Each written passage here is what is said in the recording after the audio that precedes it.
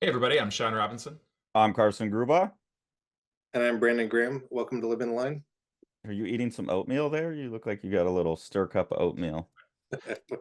You can't call him out on what the food he's eating is, No, man. It- That's that's It's not like just a people cool. want to coffee. know these things. It's You think like Sally Jesse Raphael does that? yeah, but it's like this is part of our process. What do artists do? Yeah, that is too. Sally Jessica Raphael would ask that. She asks herself that every morning. What do artists do? Yeah, whatever we want, bitch. Jeez. We mean that in the general lowercase b, not attached to any particular person. Yeah, we mean it Graphic in context. I shouldn't have said bitch. I Yeah. should have said bitch. Like There we go. That's better. That's friendly much better. bitch. Yeah, Uh, I do what I want, bitch.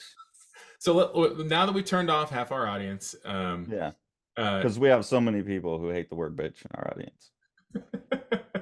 well, we're Bunch of going to bitches. find out now. Yeah, we will.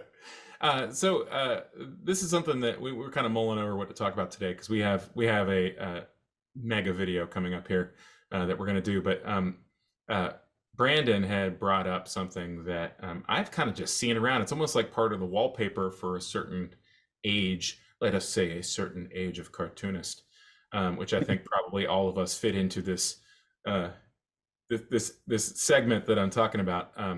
Brandon, where did you first see Wally Wood's 22 panels that always work? Um, I remember it being about. I remember it being around a bunch of artists' desks. Always like friends of mine would always have it taped over their drawing tables. So the reason it came up again recently was interesting and kind of humbling. I I was doing a bunch of diary and sketchbook comics, and I'm putting together a collection with Live in Line now of some of my stuff.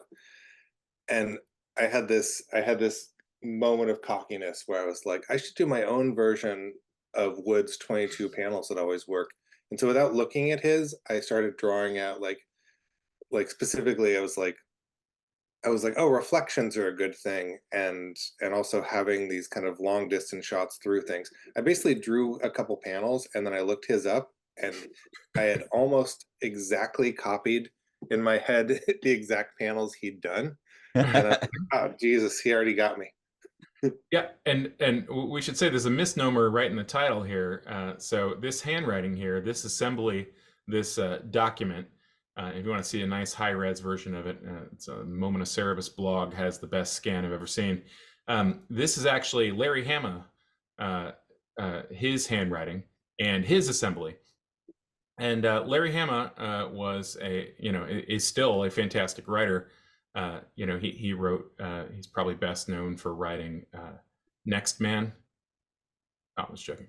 Uh, uh, now, what was Greatest the name? GI Joe guy.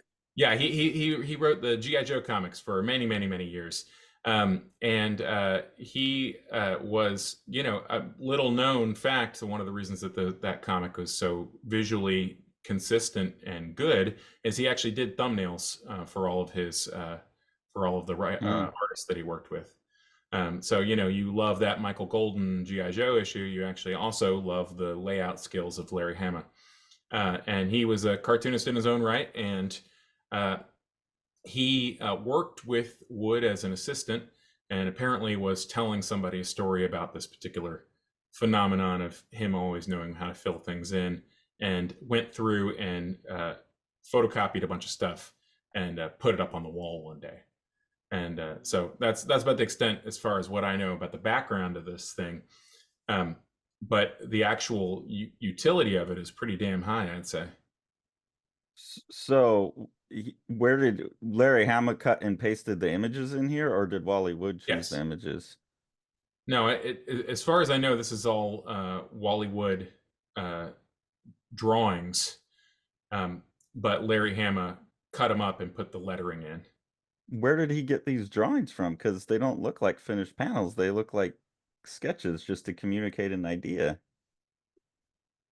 That's a very good question. Oh yeah, maybe just from the layouts he'd turned in.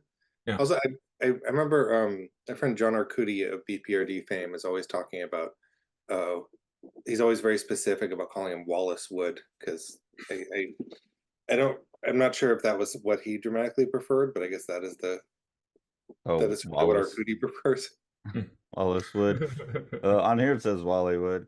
I'm looking at Yeah, this at his credos as well, and this is not surprising to me. I was pretty sure I'd heard this before that he like said these things about swiping, but when I recently read one of the Fantagraphics EC collections of Wally Wood, I really saw a lot of stylistic variation in there, and I was thinking, man, this Mhm. looks like he's tracing from different sources to me. And that's like not surprising to me then, because some of them will be like, oh, well, that's an Alex Raymond face, and another one will be like, well, that looks way more like a Milt Caniff face, and he's kind of like the takes what's best out of every one of those greats before him, and he's kind of like averages them all out together, and sometimes that's like the coolest thing you've ever seen, and then sometimes to me it looks like an average or someone swiping. So But that's he's always at least the before he lost his vision and wasn't able to ink anymore. I mean his inking, I think, for me, always held it together. I mean, he's a oh virtuoso yeah. brush and just absolute masterful command of it. And I think that kind of makes gave him the best opportunity to make the most of his studio situation, where if you have many hands involved. yeah. It's strange with it, Wallace Wood stuff because his his kind of cynical quote about like never never draw what you can never draw what you can trace and all that. It when you look at his actual work, I think of him as kind of like a guy who puts in too much work to a page. Like it's such beautiful stuff that he's clearly spending a lot of time on. It can look a little cluttered too. Yeah, like there's so much stuff in each panel. Yeah, and we were just talking about how a lot of it almost felt like almost like I don't know how to describe it, hack bravado. Like he was like sounding hackier than the reality of his work, which Right. is something that I've run into a lot in comics. Sometimes there's people just like, just bang it out, and then you look at their pages and you're like, this person is clearly not hacking out anything in their life. I've never seen a bad Wood page, you know. No. Yeah. And you see the originals. I mean, they're just absolutely stunning. I saw a handful of those at Bob Chapman's place over in south of Hollywood. The graffiti designs guy Oh, uh, nice. had a bunch of originals, and I mean, I could have stared at him for hours. I mean, it's just phenomenal level of control on the brush, and you How know, big were they? these were fairly small, not particularly large. These were from a sort of softcore porn comic that he did in the 60s. Mm. Sally Forth, maybe. It was a space themed one. Okay. So He had like three of them, I think that like there's the Shattuck one that I looked at that I really didn't like. That was like a cowboy one.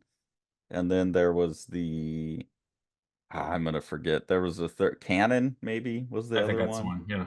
Okay. Yeah, there was a Yeah. few that were like these softcore porn, and he was doing them in the studio style. So a lot of it's actually like Howard Chaykin and all these other artists that were his assistants at the time. So the at least in the one I got, the work's really inconsistent. It looks like different people on every page, type of Okay. thing. I don't know if that's what Sean saw, but Yeah, it was definitely canon. Some nice looking pages, the ones that I saw. But Okay. He's also the guy, didn't he? Isn't he famous for taking Power Girl and trying to slowly enlarge her chest every issue he drew?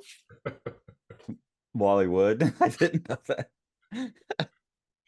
That would make sense from some of what I've seen of his, or the Wits End stuff too, because he was the guy that organized Wits End, right? And some of the stuff he did in there, like there's little stories with fairies and stuff.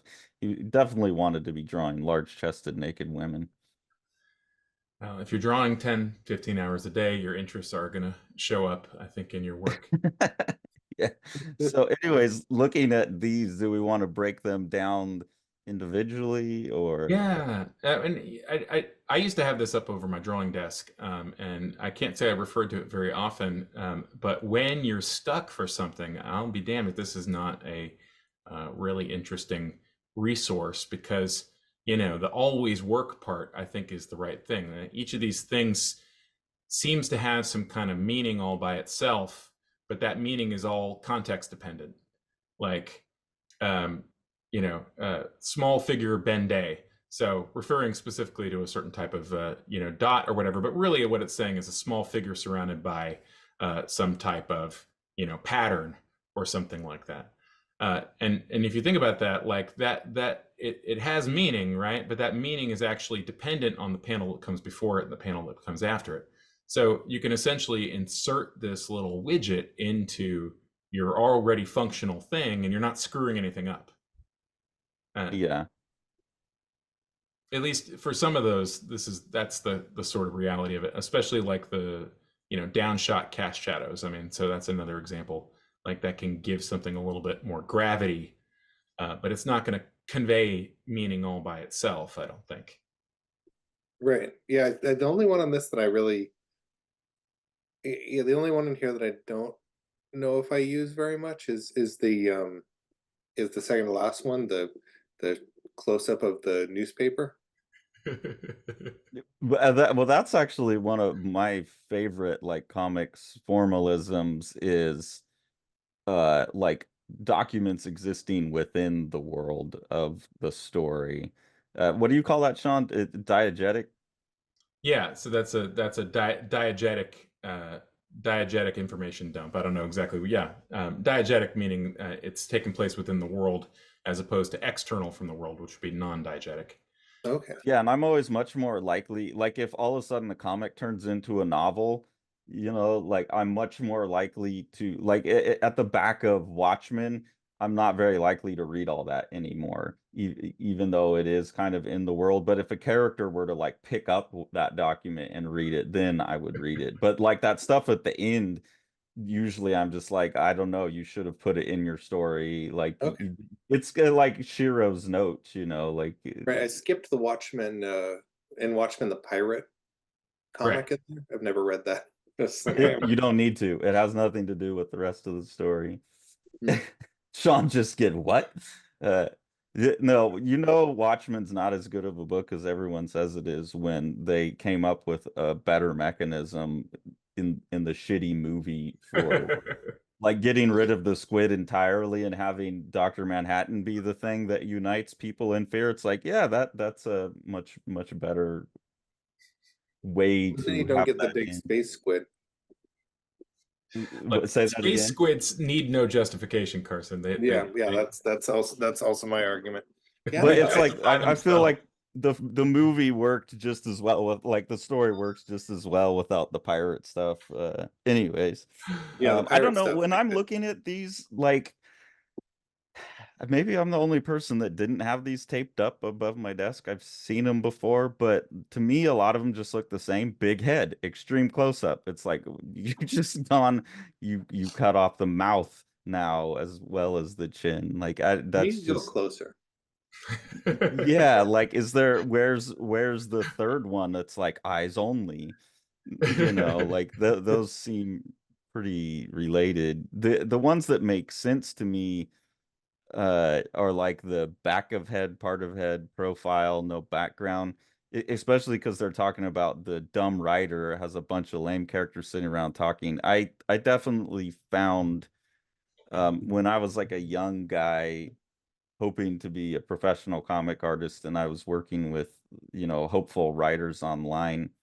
A lot of them would ask for things in panels that seemed to me like physically impossible. Like you have two people talking to each other and they're describing the expression on both of their faces. And like the only way to really do that is to do it in profile.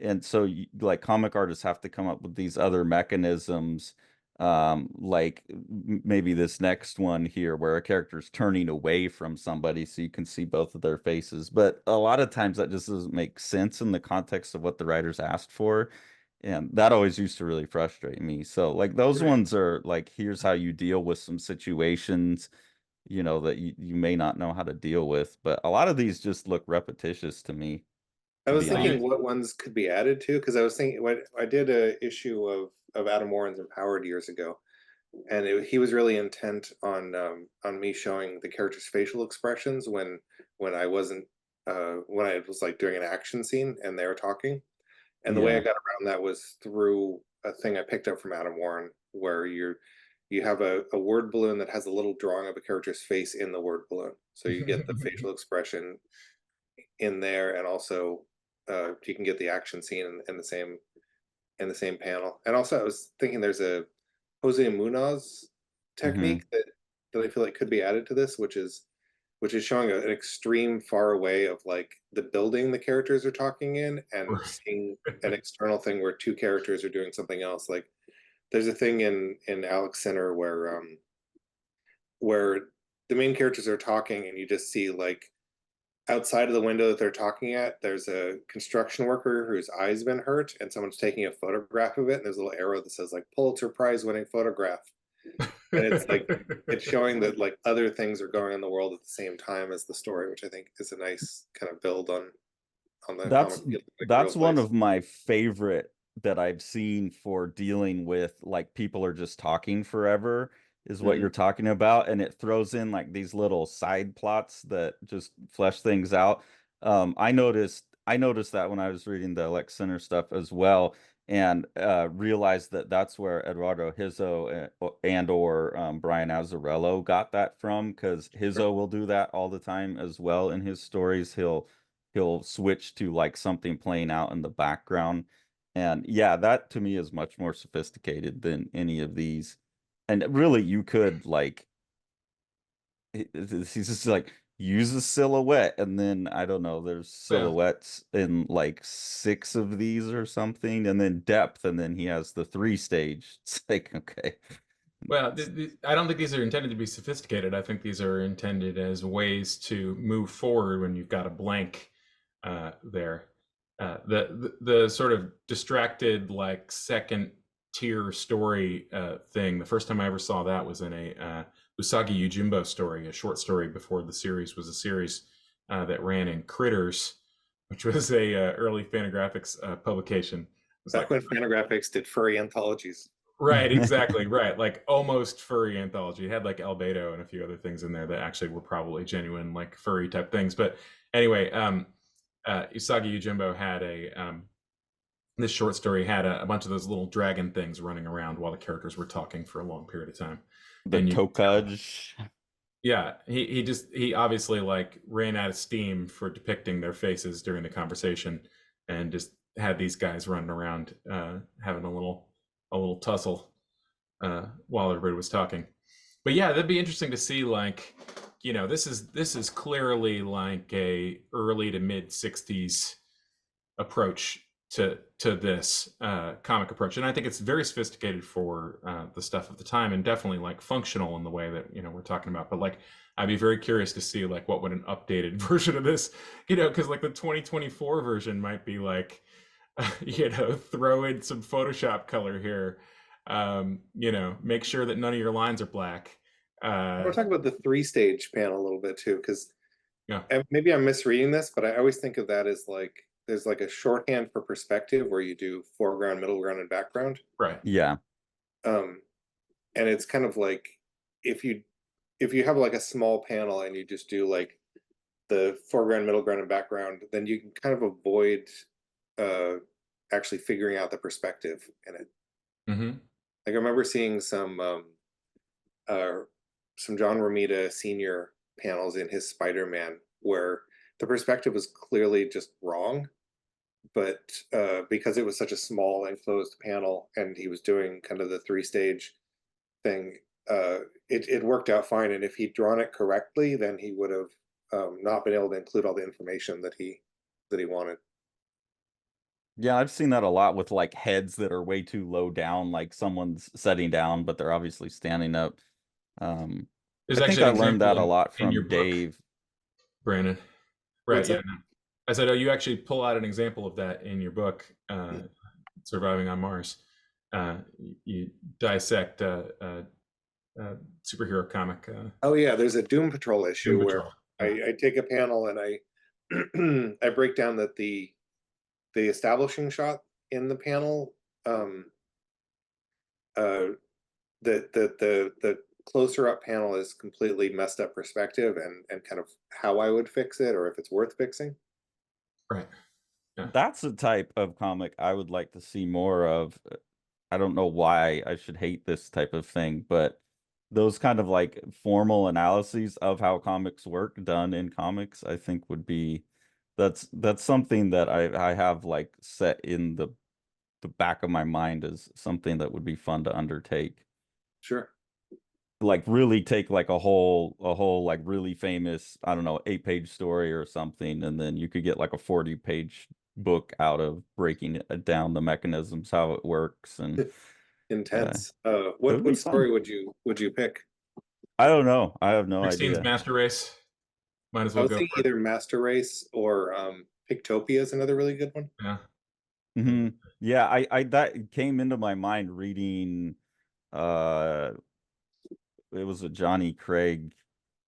It was one of the EC things, the Johnny Craig collection from Fantagraphics. And one of the stories, because I was reading those stories, skipping all the captions, and then and for some reason, I decided to read one with the captions, and I was like, okay, I'm gonna read it just dialogue, or just looking at it, just dialogue, just captions, and I'm gonna read it all together and see how it functions differently. And I thought it would be really interesting.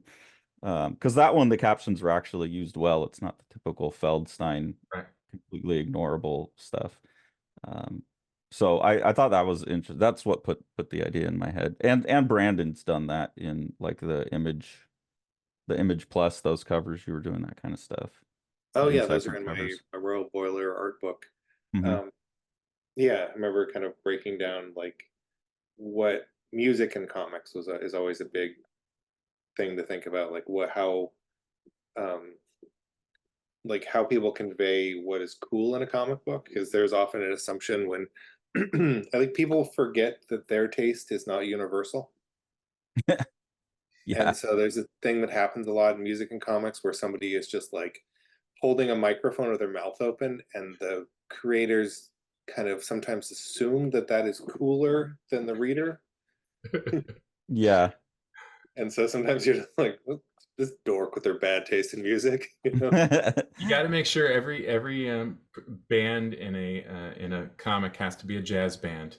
They have to have an upright bass and a saxophone player and somebody that has whose only function is to have a little soul patch and a beret simultaneously. I like Well, what I'm no, but hearing. it goes to like punk rock and metal too. Those are Well, Wally Wood's 22 berets that always work. Yeah. Yeah, well, 22 I talked chords. a little bit about there's a manga toy um, that does some really cool things where it's about a rock band, and the artist draws this like physical um, like an action scene every time the band performs that makes them seem really cool. Like there's a time where the main character is gonna get on stage and perform, and that just shows a guy kind of crooning, and to get on stage he picks up a an ashtray and throws it at the guy's face, and when it hits him in the face he grabs the microphone and starts singing, and so it's like this violent action to introduce him. And even when he's like in a studio recording, it's all drawn in kind of a girls manga style, he does a backflip and kicks his shoe off, and it hits the glass of the people watching him. So it's just like every time he does something, it's like there's an action that proves he's cool. It's not just him holding the microphone. I'm pretty sure I have that in the you sent that in the Formalism Friday stuff, didn't you? When we were Oh yeah, doing probably. that. I have a folder that's just like my tricks and comics folder. Yeah, I think I have that. Let me go see if I can find that one. I think that got put under Brandon's that I don't understand. I'm gonna I didn't know what the trick was on that one. It's always good to have a things I don't understand folder. Like Yeah, unlock yeah, it these is. mysteries. I want to Like, go out on what a was it? limb and say that I don't think it's actually a limb, by the way. That Wally Wood is one of those cartoonists that everybody has been so influenced by that you really don't notice anymore. His stuff looks like, oh, Oh yeah. So this is him doing another. Yeah, that's the scene in the recording studio where he kicks off his shoe. So yeah, he's doing it back, and then this one, it's one of my favorite uses of white screen tone, where he kind of falls backwards into the crowd there. on the bottom right there, and there's the white screen Oh, tone, which kind of makes it look like it's fading to white. yeah. And also the top panel sections there is really like that's one of my favorite manga techniques that I haven't seen much in America. Is I think of it as like a zoom where you Right. have a like on the left there where you have the character in the foreground and the character smaller in the background. Oh, yeah. Masamune Shiro does that a lot. They'll put the big heads like behind two guys going to battle, and then they'll show the big heads up Yeah, close, those type of things. Yeah. Well, Wally Wood should have included that in yeah. his. Well, that would see that would be Animation. you could do that with like at least 3 or 4 different distinct subgenres of Japanese comics. 22 panels that always work in overly emotive shoujo stuff.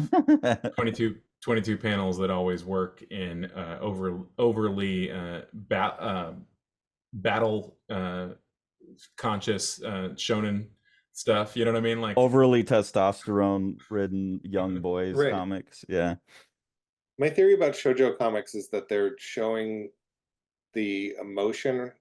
It's like a in a you think of like a standard American comic, it's really important to show like the establishing shots and kind of get the characters' relationships to each other is the right, most important thing, oftentimes. But in Japanese girls comics, a lot of the goal is to show the characters like emotional relevance through the panels. right, yeah, and it And I works. always get, sorry. Oh, it works beautifully when that's the goal of the story too. Like Rose of Versailles or something like that. I think it gets much more complicated though when ostensibly it's an action comic at the same time. Like Yeah. Sailor Moon or something like that. You can kind of feel like you're drowning in gauze if you Yeah, you know. it doesn't always work. Well, and it feels to me like because I don't know, like I don't have the spatial establishing shot, it's just a bunch of like stressed out heads to me. Like Sure. when I look at that stuff, it's just like being in a room with people who like don't know how to contain their emotions. I mean, I need to read some well done shoujo, I'm sure, but anytime I look at that, I'm like, I have no fucking clue what's going on here. It's Well, just people emoting. apparently Rose of Versailles came out in English and I missed it. So I've got the first couple volumes on order. So I'm gonna have to make you read that, Carson. Oh, okay. That would be good. I was looking at the Moto Hagio stuff Yeah, Moto today. Hage, yeah, that's a great one too. Yeah, like Uh, a Heart of Thomas or something like that. Yeah. yeah, that's I read coming that one. out from Fantagraphics this year. Oh, again, really? Hmm. They're reprinting it. Okay, well, I should sell my copy before they reprint it. So if anybody's interested in buying a copy for $500, hit me up. I mean, they're not reprinting it. It's never going to come out. You should buy Yeah. Sean's if you want to read it. Yeah, I better get while the getting's good. I better sell all my Phoenix volumes too before those come out. um, Indeed. Anyway, wanted to say if anybody's never read any Larry Hama and you want the straight Hama, as good a writer as he is, I'd recommend that you pick up the actual issue of GI Joe that he penciled himself, which is quite fun. Do you know off the top of your head which number that is? I haven't seen it in 20 years, but I know it's Oh, probably okay. number 21, the silent issue. Oh, is that Oh, the one and- with yeah, that was brilliant because Snake Eyes doesn't speak, and so they had an issue Right. where There's no he- sound. Oh, Yeah. there's a few sound effects and stuff. He repeated the trick later in the series too. But yeah, always great stuff, and gets to show off a little bit because it's not obvious that he's doing anything visually if you just read the normal issues. But that Right. particular one, they were on deadline, and he's like, "I got this, guys." The letter of that issue must have been thrilled. Yeah, I know, right? Yeah. God damn it, I'm not getting paid this month. Yeah. Weirdly But enough, they the still only get issue- paid a page rate for the sound effects. Weirdly enough, the only issue that Larry seemed to have lettered as well. All right. Well, I think we've milked this for all it's worth. Yeah, we've milked it for more than 22 minutes, I think. So a minute per panel on panels we've barely talked about. 22 minutes that always work. Yeah. if you want to comment on any of our tangents here, feel free to, unless it's Carson's language usage, in which case don't comment. Just Yeah. send an email to clubgrubbug@gmail.com. Yeah, and don't tell YouTube because apparently they suck and we're gonna get kicked off YouTube if they Yeah, don't like us anymore. we got our first strike, so Yeah. wish us luck. Woo! All right. First strike, guys. Party on out. Thanks for joining us, everyone. Okay, take care.